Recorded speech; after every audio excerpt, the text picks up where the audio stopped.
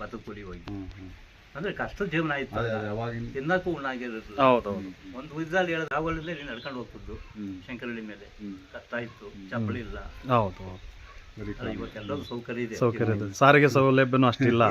ಕಲೀಲು ಅಂತ ಅನುಮಾನ, ಒಂದು ಕಲೀಲ್ ಬಸ್ ದುಡ್ಡು ಹೌದು ಹೌದು. ಎಷ್ಟಿರ್ಬೋದು ಸರ್ ಚಾರ್ಜ್? ಎಷ್ಟಿರ್ಬೋದು ಸರ್ ಅದು? ಆವಾಗೇನು 2 ಆಣೆ ಕಣೆನ ಇತ್ತು, 2 ಆಣೆ 3 ಆಣೆ ಇತ್ತು, ಜಾಸ್ತಿ ಏನಿರ್ಲಿಲ್ಲ.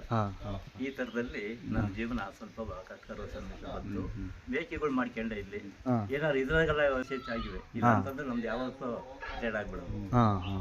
ಈ ತರದಲ್ಲಿ ಕಷ್ಟ ಕಾರ್ಪಣ್ಯಗಳನ್ನ ಎದುರಿಸ್ಕೊಂಡು ಮತ್ತೆ ಏನೋ ಒಂದು ನೆಮ್ಮದಿ ಬಂದಿದೆ. ಶಿಕ್ಷಕ ವೃತ್ತಿಗೆ ಆಹ್ವಾನ ಬಂತು, ಮುಂದುವರೆದ್ರಿ? ಸರ್, ನಿಮ್ಗೆ ಮದುವೆ ಆದ್ಮೇಲೆ ಶಿಕ್ಷಕ ವೃತ್ತಿ ಸಿಕ್ತು? ಇಲ್ಲ, ಮದುವೆ ಆದ್ಮೇಲೆ ಸಿಕ್ತು ನನಗೆ. 1 ವರ್ಷ ಆಯ್ತು ನಮಗೆ, 81ಕ್ಕೆ ನನಗೆ ಇದಾಯ್ತು. ಆಮೇಲೆ ಏನಾಯ್ತು, ಸ್ವಲ್ಪ ಸಾಂಸಾರಿಕ ಜೀವನದಲ್ಲಿ ಅವಳು ನನ್ನ ಹೆಂಡತಿ ವಿದ್ಯಾವಂತೆ ಆಗಲೇ ನನಗೆ ಹೆಡ್ ಮಾಸ್ಟರ್ ಆಗಿರೋರೊಬ್ರು ಅವರ ಮಕ್ಕಳನ್ನ ಟ್ರೈನಿಂಗ್ ಕಳಿಸಿದ್ರು. ಏಜ್ ಆಗಿತ್ತು ಆವಾಗ ನನಗೆ ಸ್ವಲ್ಪ ಉತ್ಸಾಹ ಕೊಟ್ಟರು ಅವರು. ನಿಮ್ಮಲ್ಲೂ ಇದಾರಲ್ಲ ಸರ್, ಏನಾರು ಮಾಡಿ ಒಂದು ಟ್ರೈನಿಂಗ್ ಕೊಡಿಸಿ ಸರ್ ಹಾಸನದಲ್ಲಿ.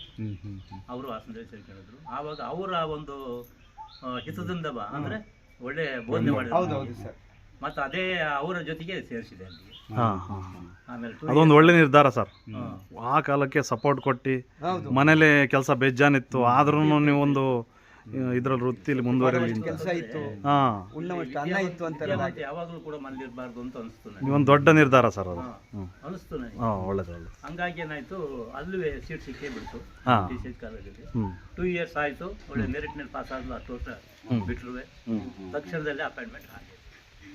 ಈಗ ಯಾವುದೇ ಯಶಸ್ವಿನ ಗಂಡಿನ ಹಿಂದೆ ಒಂದು ಹೆಣ್ಣಿನ ಸಹಕಾರ ಇರುತ್ತೆ ಅಂತ, ಆದ್ರೆ ಒಂದು ಹೆಣ್ಣಿನ ಹಿಂದೆ ಗಂಡಿನ ಸಹಕಾರ ಇದೆ ಅಂತ ತುಂಬಾ ಮುಖ್ಯವಾದ ನಿಜವಾಗ್ಲೂ ಇದು ಶ್ಲಾಘನೀಯವಾದಂತ ವಿಚಾರ. ಇವತ್ತು ಹೆಣ್ಣನ್ನ ಕೇವಲ ಅನುಮಾನದ ದೃಷ್ಟಿಯಲ್ಲಿ ನೋಡ್ತಕ್ಕಂಥ ಇವತ್ತಿನ ಸಮಾಜ ಪ್ರಾಯಶಃ ಅವತ್ತೇ ಯೋಚನೆ ಮಾಡಿದ್ದೀರಾ, ಹೆಣ್ಣೊಂದು ಕಲಿತರೆ ಶಾಲೆಯೊಂದು ತೆರೆದಂತೆ ಅಂತ. ಒಂದು ಉದಾತ್ತವಾದ ಕಲ್ಪನೆ ತಮ್ಮಲ್ಲಿ ಬರ್ಲಿಕ್ಕೆ ಪ್ರೇರಣೆ ಶಕ್ತಿಯಾಗಿ ನೀವು ಅವರನ್ನ ಒಳ್ಳೇದೇ ಆಯ್ತು ಅನ್ಸುತ್ತೆ. ಆಮೇಲೆ ಸರ್, ಈಗ ಸಾಂಸಾರಿಕವಾಗಿರ್ತಕ್ಕಂಥ ಒಂದು ಸಾಗರಕ್ಕೆ ಧುಮುಕ್ತೀರಾ. ಮಮತಾ, ಜೈಮಾಲಾ, ಪವಿತ್ರ ಮತ್ತೆ ಹರ್ಷ ಅಂತಕ್ಕಂಥ 4 ಮಕ್ಕಳುಗಳು. ಯಾಕೆಂತಂದ್ರೆ ಅವಕ್ಕೂ ಏನಾರ ಒಂದು ಮಾರ್ಗ ಕೊಡ್ಲೇಬೇಕು ಅಂತ ಹೊರಟು.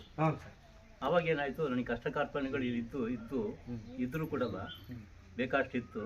ಅದ್ರ ಜೊತೆಲಿ ವಿದ್ಯಾಭ್ಯಾಸ ಮಾಡಿಸ್ಲೇಬೇಕು ಮಕ್ಕಳಿಗೆ, ಏನಾರಾಗಿರ್ಲಿ ಅನ್ನೋ ಒಂದು ಆಸೆ ಆಕಾಂಕ್ಷೆ ನನ್ನಲ್ಲೇ ಉತ್ಪತ್ತಿ ಆಯಿತು. ಆಮೇಲೆ ನನ್ನ ಹೆಂಡತಿಗೂ ಹಂಗಾಯ್ತು.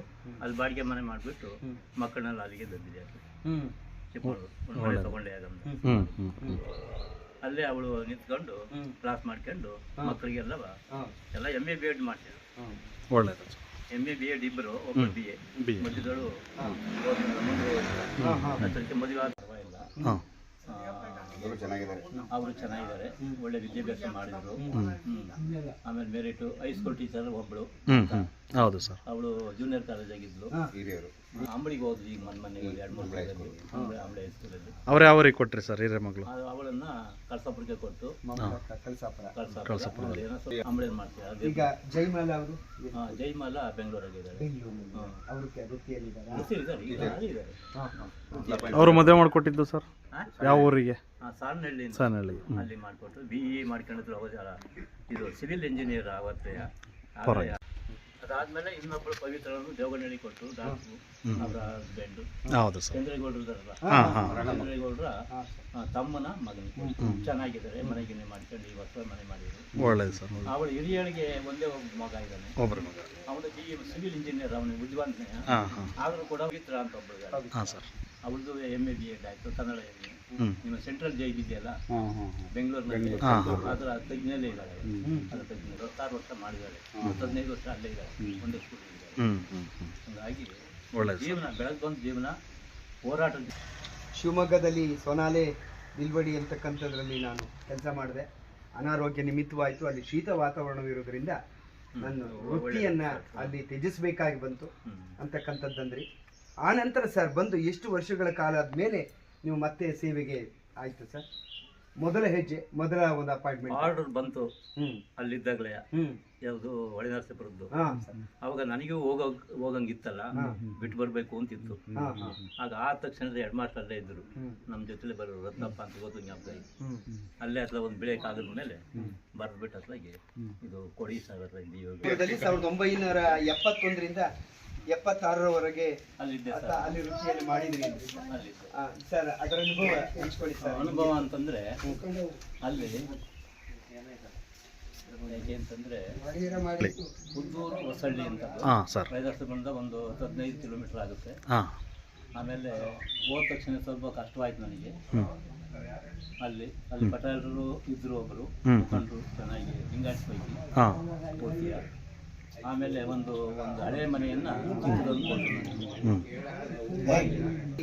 ಸುಮಾರು 6 ವರ್ಷಗಳ ಕಾಲ, 7 ವರ್ಷ ಸರ್, ಅಲ್ಲಿನ ಅನುಭವಗಳನ್ನು ಹಂಚ್ಕೊಳ್ತಾ ಇದ್ರಿ. ಮುಖಂಡರು ಹೆಲ್ಪ್ ಮಾಡಿದ್ರು ಅಂತ ನನ್ನ ಗೌರವ ಕೊಟ್ಟು ಮಾತಾಡ್ತಾರೆ ಸರ್. ಅವ್ರ ಮನೆಗೆ ಯಾರ ಮನೆಗೆ ಹೋಗ್ತಿರಲ್ಲ ನಾನು, ಏಕವಾಗಿ ಒಂದು 2 ಪಾತ್ರೆ ಇಟ್ಕೊಂಡು ಅಡುಗೆ ಮಾಡ್ಕೊಂತಿದ್ದೆ. ಸ್ವಾಭಿಮಾನ. ಅಲ್ಲ, ಇವತ್ತು ಕೂಡ ಅದೇ ತರ ಆಯ್ತಲ್ಲ ನೋಡಿ, ಒಬ್ಬ ಕಷ್ಟದೇವಿಗೆ ಅದೇ ತರ ಆಯ್ತು. ಇವತ್ತು ಕೂಡ ಅಡಿಗೆ ತಪ್ಪಲ್ಲ, ಅದು ನಮ್ಮ ಪ್ರಾರಬ್ಧ ಕರ್ಮ ಅಂತ ಹೇಳ್ಬೋದು. ಕರ್ಮ ಅಲ್ಲ ಸರ್, ಶಕ್ತಿ. ಈ ಕಾಲಕ್ಕೂ ಶಕ್ತಿ ಕೊಟ್ಟಾರೆ. ಇನ್ನೊಂದು 6 ತಿಂಗಳು 8 ತಿಂಗಳಿತ್ತು, ಒಬ್ರು ಮ್ಯೂಚುವಲ್ ಸಿಕ್ತು. ಅಲ್ಲಿಂದ ಈ ಕಡೆಗೆ ಇಲ್ಲಿಗೆ ಚೇಂಜಸ್ ಮಾಡ್ಕೊಳಕ್ಕೆ ರಾಜಗಿರಿಗೆ. ಅಲ್ಲಿಂದ ಅವರು ಮಾಡ್ಕೊಂಬಂದ್ರು ಅಂತ ಹೇಳ್ತಾರೆ. ಅದಕ್ಕಿಂತ ಮೊದಲು ಇನ್ನೊಂದು 6 ತಿಂಗಳಿತ್ತು ನಾನು ಹೋಗೋದು. ಆಗ ಪಟೇಲರು ನಮ್ಮನ್ನು ನೋಡಿದಾರಲ್ಲೇ ಅವ್ರ ಮೇಲೆ 5-6 ಹುಡುಗರು ಬರೋರು, ದೊಡ್ಡವರು. ದೇವೇಗೌಡರು ಆಪ್ತ ಫ್ರೆಂಡ್ ಅವರು. ಈ ದೇವೇಗೌಡರು ಆಪ್ತ ಇವರು.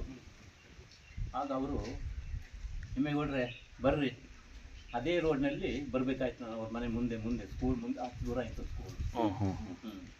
ಆಗ ನಮಗೆ ಬೈಚನಹಳ್ಳಿ ನಿಂತಿದೆ ಅದೇ ರೋಗ ತಾಲೂಕು. ಅಲ್ಲೊಬ್ರು ದೇವರಾಜ್ ಅಂತ ಒಬ್ರು ಹೆಡ್ ಮಾಸ್ಟರ್ ಅವರು ಸ್ವಲ್ಪ ಸಹಕಾರ ಕೊಟ್ಟರು. ಒಂದು 5-6 ಜನ 7 ಜನ ಇದ್ರು ಅಲ್ಲಿ. ಒಬ್ಬ ಸತ್ಯಮ್ಮ ಅಂತ ಒಬ್ರು ಮೇಡಮ್ ಇದ್ರು, ಅವ್ರ ಜೊತೆಲೆ ವರ್ಕ್ ಮಾಡಿದ್ರು ನಾವು ಅಂತ ಹೇಳ್ತಾರೆ. ಇನ್ನೊಂದು 5-6 ತಿಂಗಳಿತ್ತು ಕಡೆಗೆ ಬರೋದು. ಆವಾಗ ಸತ್ಗೆ ಅವರು ಮನೆ ಕರ್ಕೊಂಡು ಹೋಗ್ಬಿಟ್ರು ಸರ್. ಇಲ್ಲೇ ಇರೋ ಒಂದು 5-6 ಹುಡುಗರು ಬರ್ತಾರೆ, ಪಾಠ ಹೇಳ್ಕೊಟ್ಟು ಟ್ಯೂಷನ್ ಮಾಡ್ಕೊಂಡು ಬನ್ನಿ ಸರ್ ಅಂತ. ಯಾಕೆಂದ್ರೆ ಅವ್ರ ಮೇಲೆ ಉಂಡದ್ದನ್ನ ಊಟ ಮಾಡಿದ್ದನ್ನ ನಾವು ಮರಿಬಾರ್ದು. ನೆನ್ನಿತ್ತಿರಲ್ಲ ಸರ್, ಒಳ್ಳೇದು, ದೇವ್ರು ಒಳ್ಳೇದು ಮಾಡಿ ಸರ್. ಊಟಕ್ಕೆಲ್ಲ ಫಸ್ಟ್ ಕ್ಲಾಸಲ್ಲಿ ನೋಡ್ಕೊಂಡ್ರು ನಮ್ಮನ್ನು. ಮುದ್ದೆ ಮಾಡೋದು ಚೆನ್ನಾಗಿ ಊಟ ಮಾಡಿದ್ರು. ಆಮೇಲೆ ಅದು ಹೇಳ್ಬಾರ್ದು. ಒಂದು ಎಷ್ಟು ತಿಂಗಳಿದ್ರಿ ಸರ್ ಆ ಮನೇಲಿ? ಎಷ್ಟು ತಿಂಗಳಿದ್ರು ಸರ್? ಆಮೇಲೆ 6-7 ತಿಂಗಳಿದ್ದೆ ಸರ್. 7 ತಿಂಗಳು. ಪ್ರತಿ ದಿವಸ ಸಿದ್ದಣ್ಣ ಊಟದ ಮಾಡಿದ್ ಮರಿಬಾರ್ದು. ಪ್ರತಿ ಟೈಮಿಗೂ ಬೆಣ್ಣೆ ಇಷ್ಟ ಹಾಕೋದು, 5-6 ಎಮ್ಮೆ ಸಾಕಿದ್ರು. ಊಟ ಮಾಡಿದ್ದನ್ನು ಮರಿಬಾರ್ದು ನಾವು. ಒಳ್ಳೇದು ಸರ್. ಅವ್ರ ರಕ್ತದಲ್ಲಿ ಅನ್ನ ಹಾಕಿದ್ರು, ಸ್ವಲ್ಪ ಪರವಾಗಿಲ್ಲ. ಅಲ್ಲಿಂದ ಏನಾಯ್ತು, ಮ್ಯೂಚುವಲ್ ಸಿಕ್ತು, ಸೀದಾ ರಾಜಗಿರಿ ಬಂದ್ವಿ. ಇಲ್ಲಿ ಬೇಲೂರು ತಾಲೂಕಿಗೆ ಒಂದು ಇವತ್ತು ಇದೆ ಸೈಕಲ್. ಇಲ್ಲಿಂದ ಅಲ್ಲಿಗೆ ಸೈಕಲ್ ತೊಳಿತಿದ್ದೆ ಒಂದು 6-7. ಇವತ್ತು ಇದೆಯಾ ಸರ್ ಅದು? ಇದೆ. ಅಲ್ಲಿ ಹೋಗಿ ಬೆಳಿಗ್ಗೆ ಸೀಸನ್ ಅದು ಕಟ್ಟೆ ಸೋಮನಹಳ್ಳಿ ಅನ್ನೋದ್ರಲ್ಲಿ. ಆಮೇಲೆ ಮತ್ತೆ ಅಲ್ಲಿಂದ ಏನಾಯ್ತು, ಅಲ್ಲೇ ಇವರು ಲಿಂಗಾಯತ ಕಟ್ಟೆ ಸೋಮನಹಳ್ಳಿ ಮತ್ತೆ ಡೆಪ್ಯೂಟಿ ಮಾಡ್ಬಿಟ್ರು ನನಗೆ ಅಲ್ಲಿ. ಅದು ಸ್ಕೂಲ್ ಆಡಿದಿತ್ತು ಅಲ್ಲಿ ಕಟ್ಟೆ ಸೋಮನಹಳ್ಳಿ. ಅಲ್ಲಿವೇ ಸುಮಾರು ಒಂದು 6 ವರ್ಷದ ಕಣೆ ಮಾಡಿದೆ ನಾನು. 6 ವರ್ಷದ ಕಣೆ ಮಾಡಿದೆ. ಆಮೇಲೆ ಗೋವಿಂದಪುರಕ್ಕೆ ಒಂದು ಬೀಚಲ್ಲಿ ಸಿಕ್ತು ನನಗೆ. ಒಬ್ರು ಆ ಕಡೆಯವರು ಅವರೇ ಮಾಡ್ಕೊಂಬಂದ್ರು. ನಾನೇನು ಕೇಳ್ದನಲ್ಲೇನಲ್ಲ, ಗೋವಿಂದಪುರಕ್ಕೆ ಅವರೇ ಮಾಡ್ಕೊಂಬಂದ್ರು. ಗೋವಿಂದಪುರದಲ್ಲಿ ಜಾಯಿನ್ ಆದೆ. 10th ಇರಲಿಲ್ಲ ನಾನು.